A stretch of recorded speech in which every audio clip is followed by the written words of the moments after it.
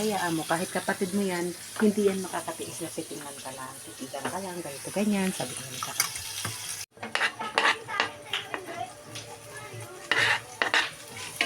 Sabay na natin.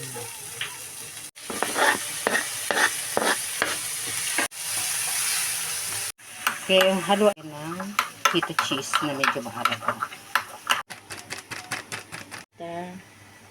Mix. Kasi gata. Mix kayo para hindi magbubuo ang powder na gata.